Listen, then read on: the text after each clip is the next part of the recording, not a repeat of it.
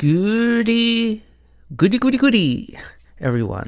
This is Dayhawk bringing to you episode 38 of Shaman King 2021.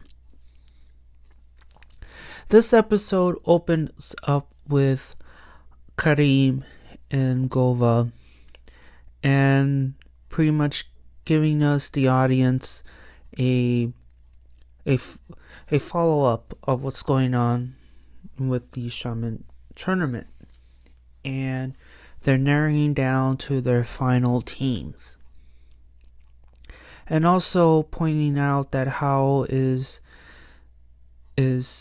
killing shamans and getting their souls, and you kind of wonder how come the patch is not doing anything about it.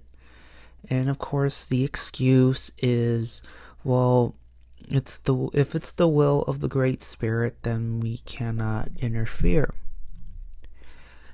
And to me, that's your reason why you can't interfere. I mean, if someone is killing off your contestants on a tournament, and you don't do a thing about it because the Great Spirit, and maybe it's the will of whoever, come on, guys. I mean, this is what I have an issue with you guys, the patch, because you assume that everything is by the will of the Great Spirit, but I mean, come on, do your jobs. Like, go save shamans and tell Hal that you can't keep doing this, but of course he's not gonna comply. But still, you have to be the authorities of your tournament, but they don't do anything. And two patch members mention Silva, and Silva is locked up. Why? Apparently he was trying to steal one of the great elemental spirits. We don't know why yet, but I assume that he is going to use one of them, if not all of them, to stop Hal, or maybe give the elemental spirits to people who he deems they're trustworthy and maybe be powerful enough to defeat Hao, naming Yo and his group. We don't know the reason why he did what he did, and so he's locked up, and he's gonna be he's gonna get reprogrammed, so to speak. And unfortunately, I feel that the patch has been, what's the word?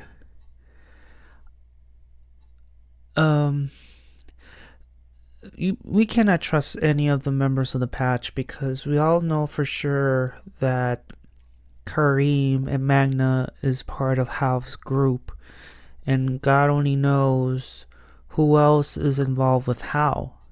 So if you were to pick two people who's in charge of rehabbing Silva, has to be people that they're not involved with Hal. But of course Silva green lights it. For what reason, I have no idea, but just stealing an elemental spirit is considered to be a serious crime. So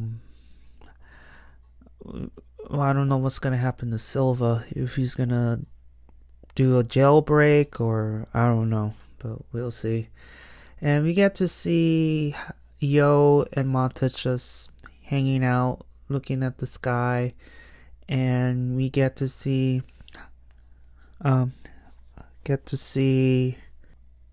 Opacho.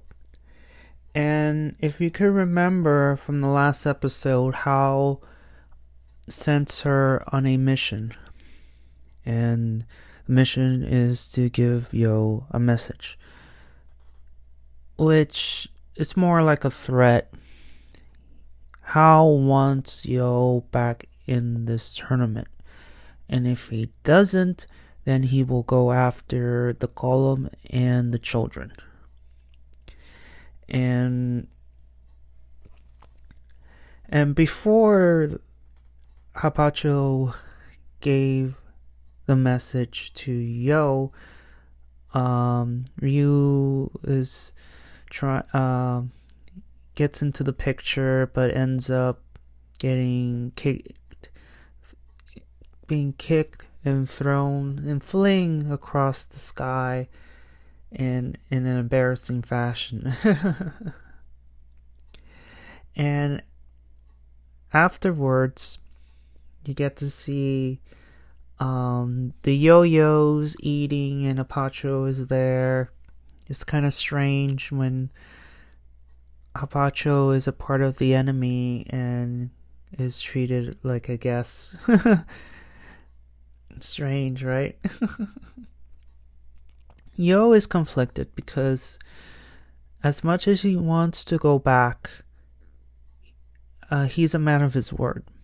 He's kind of sacrificed his spot to save Ren. And just to return just like that is just breaking that promise. And he's very conflicted. He doesn't know what to do. If he had it his way, of course he will fight. And but eventually he does decide to come back, and he has this moment, but all of a sudden the moment just drops immediately because he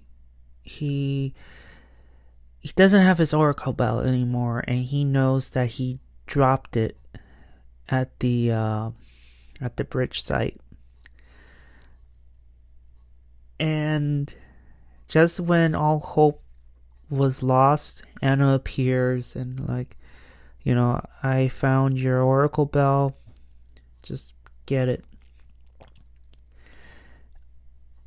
And then we cut into the scene of Luchist, and we get to see his tattoo. So he was a member of the X-Laws. Why did he leave the order? We don't know yet. But he's getting ready, and he wants to meet Marco. And we get this scene as well of this picture frame. We don't know what it is. It's all in black, so we will find out later. And then we cut into the scene of Team Ren with Opacho. And Ren, surprisingly, he's very concerned. Why? Because he knows that eventually he will face Yo. And he openly admits that he is an opponent that he fears, because he doesn't know what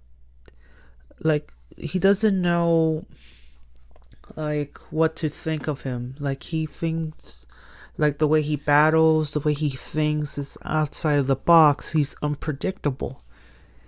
And once you think you know what he's thinking, then you realize that it's not, if you get my drift. He's very unpredictable. And Ren knows he's going to be one of the toughest opponents he ever faced. But then again, he faced him in the beginning, and he was defeated, and he wants to avenge that loss. And Choco Love and Horo, Choco Love and his typical jokes, and he gets beaten up, but ultimately all three of them are just pondering and just feel a little bit down, because they know as well that eventually they're gonna have to face him, and it's either them or us. Now, it's the middle of the night.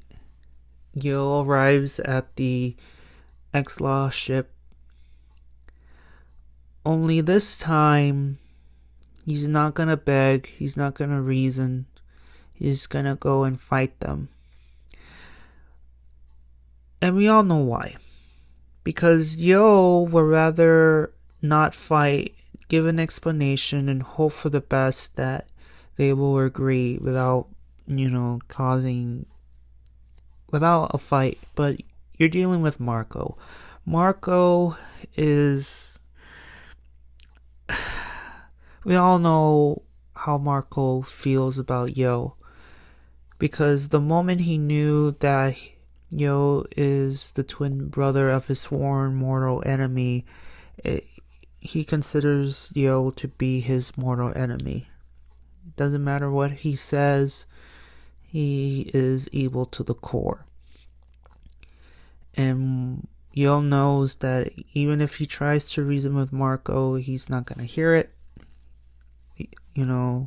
You're still gone from the tournament, it doesn't matter. So he figures, okay, we're going to have to fight this. And he ends up fighting the X-Laws. And surprisingly, well, not surprisingly, he managed to hold his own against all of the angels. And Marco was very surprised because you get to see Yo with two swords. And he find it to be very impossible for him to have two oversouls. But the thing was, before I assumed that he went to his dad, hey, can I borrow your spirits for a bit? And that's what happened. Mikihisa's spirits helped Yo in causing the illusion of him having two oversouls. And you have to admit, Mikihisa's spirits are pretty cool. And so he uses the shamanic oracle technique and managed to defeat the angels. And then he was gunning for Marco. Luckily, Michael appears and defended Marco. And here's the part where, again, Marco goes batshit crazy. Yo was complimenting him on the way he fights and him being the leader of the X-Laws, because the way he battles, defends, he's just giving him a compliment. And because of that compliment, he goes crazy. He took that compliment and just turned it into an insult, because he yells out, how dare you say that I'm the leader of the X-Laws? The only true leader is Lady John. And the guy doesn't know how to take compliments either. But then again, he views Yo as the enemy. So, I mean, damn it, Marco. Just, oh, God. So he gets all crazy. And he tells Yo, like, you deserve to die 100 deaths. I'm like, oh my God, he's crazy. But Luchist appears, stops the battle. Everything changed the moment he arrived. Yo was wondering, who the hell are you? He introduces himself. I came in to help you, on behalf of your brother, Hao, I'm here to help you out. And he ends up defeating most 3-4 angels, leaving Marco being the only one, and Lyserg, well, he's just watching the whole mess unfolding. You get to see his guardian spirit, Lucifer. Looks pretty badass, in my opinion. So he managed to defeat all the angels, like I said before. And just when he was about to attack Marco. Yo comes in and tries to stop him, saying like, I don't care who you are, you're making my case worse, because the main goal was to not kill the X-Laws. It's just, I think Yo's main goal was to force him to in the way of submission. If I beat you, I return to the tournament. If I lose, then the deal is still, the promise has not been broken and be out. But again, if he ends up losing, then Hao will go after the kids. And so Yo tries to stop the father, but with no avail. And so Luchist challenges Marco to a duel. And in this particular scene, there's a lot of revelations revealed. Apparently, Luchist, if I pronounce his name right, if it's wrong, then I do apologize. He was the founder of the X-Laws. Not only that, Marco was the first member. And we discovered later on that he was adopted. He was an orphan, and Luchist raised him as his own, gave him education, taught him how to use a gun, to sharing the love of sports cars, everything. Which makes things more interesting, because Marco mentions that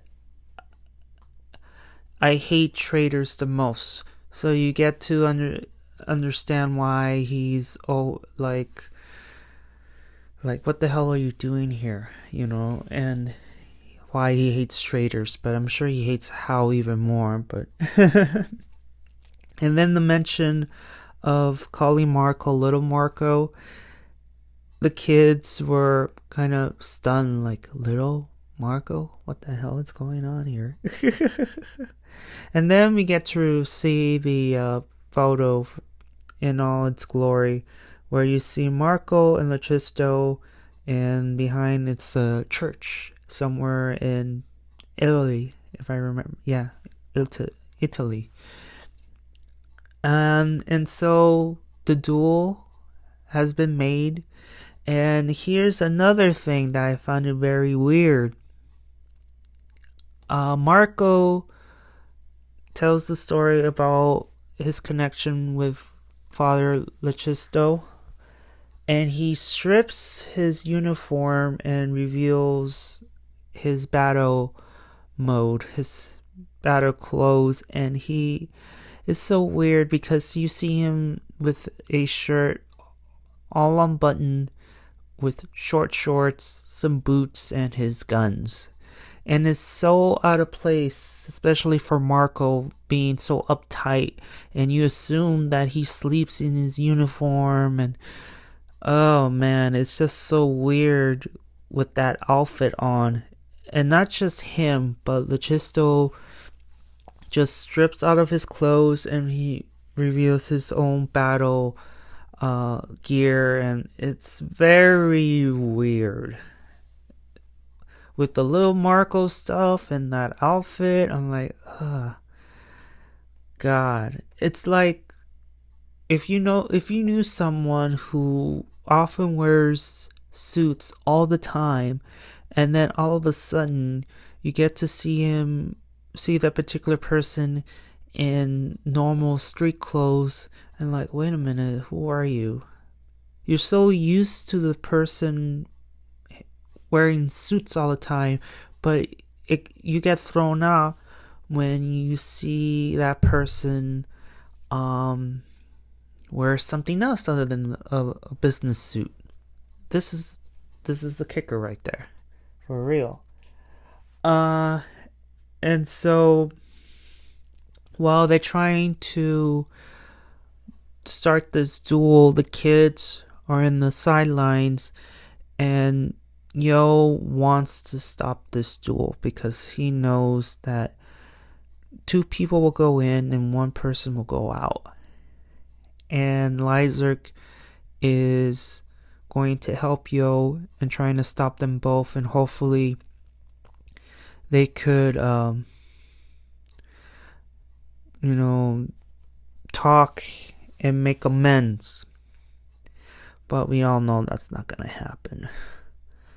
But they're gonna try, and their duel pretty much starts because you hear all this screaming and yelling, and then it leads to the end credits. And that's the end of the episode, guys. It's this episode, and I'm sure the next episode will reveal a whole lot more about the X-Laws, Marco, and Luchisto. It's just that I wish this connection would have been in the 01 version.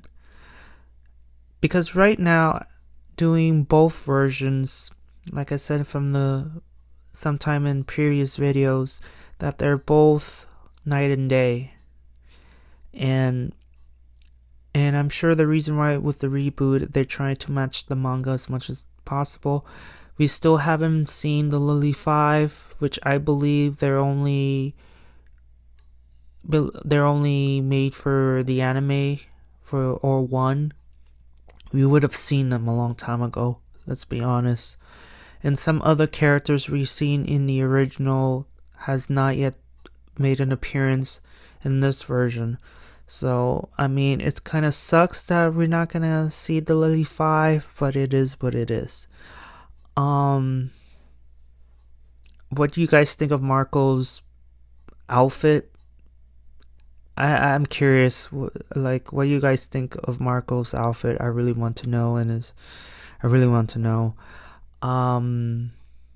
Oh, if you guys were wondering where the hell is the Iron Maiden, last time I checked, there was a scene where apparently she's in the bottom of the ocean. Why? I have no idea. Anyways, thank you guys for sticking around. Did I miss anything? Have you guys seen the episode? Did you like it? Did you dislike it? Tell me all about it on the comments below. Give a like if you like it. Give a dislike. I don't care. Please subscribe because I heard it really helps. And I'll see you all on the other side of oblivion. Johnny!